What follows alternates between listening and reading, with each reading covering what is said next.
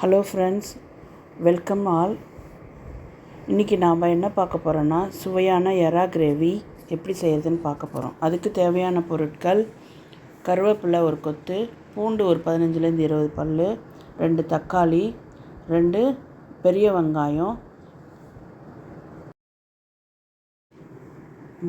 நான் இன்றைக்கி மண் சட்டியில் வச்சு சமைக்கிறேன். இது ஒன்றும் இல்லை, புதுசாக இருக்கும்போது எப்படி யூஸ் பண்ணுறதுன்னு தெரியாமல் அடுப்பு ரொம்ப ஹீட் ஆகிடுச்சு. அதனால லேசாக வெடிச்சிடுச்சு. அது மேல் பக்கம் ஒரு 3 கரண்டி எண்ணெய் ஊற்றிட்டு பூண்டை தட்டி ஃபஸ்ட்டு எண்ணெயில் போட்டுக்கோங்க. கருவேப்பிலை போட்டுக்கோங்க. கூடவே நறுக்கி வச்சுருந்த வெங்காயம் முதல்ல சேர்த்துக்கோங்க. வெங்காயம் கொஞ்சம் நேரம் நல்லா வதங்கட்டும்.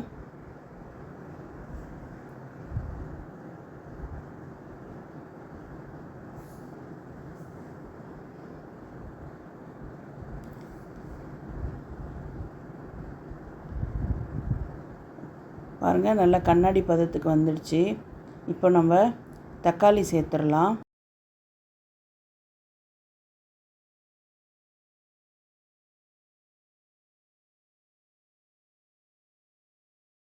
தக்காளி கொஞ்சம் ஒரு 5 நிமிஷம் வதங்கட்டும். நான் இன்றைக்கி 1/2 கிலோ எறா வாங்கி உப்பு மஞ்சத்தூள் போட்டு க்ளீன் பண்ணி வச்சுருக்கிறேன். இப்போ எறா சேர்க்க போகிறேன்.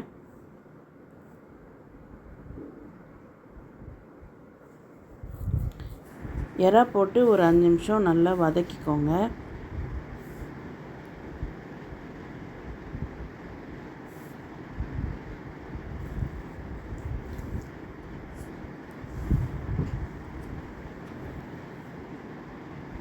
இன்றைக்கி நான் வீட்டில் அரைச்ச குழம்பு மிளகாத்தூள் தான் சேர்க்குறேன்.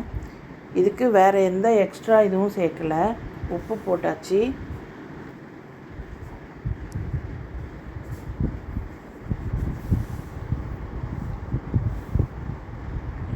ஒரு 2.5 ஸ்பூன் அளவுக்கு குழம்பு மிளகாத்தூள் சேர்க்குறேன்.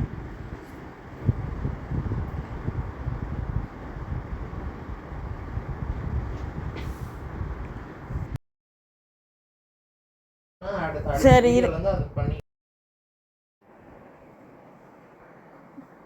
பாருங்கள், ஒரு 1.5 கிளாஸ் போல் தண்ணி விட்டு ஒரு தட்டு போட்டு மூடி வைங்க. ஒரு 15-20 நிமிஷம் வரைக்கும் எறா வேகணும்.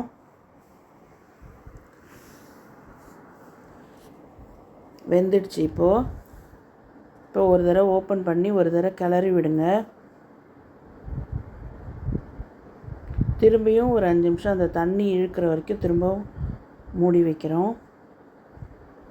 இப்போ குக் ஆகிடுச்சு. அடுப்பை நான் ஆஃப் பண்ண போகிறேன்.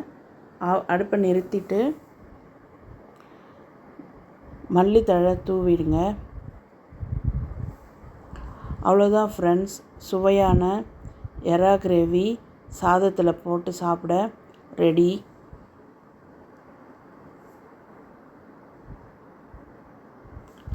இந்த வீடியோ உங்களுக்கு பிடிச்சிருந்தா ஷேர் பண்ணுங்கள், லைக் பண்ணுங்கள், சப்ஸ்கிரைப் பண்ணிக்கோங்க என்னோடய சேனலை.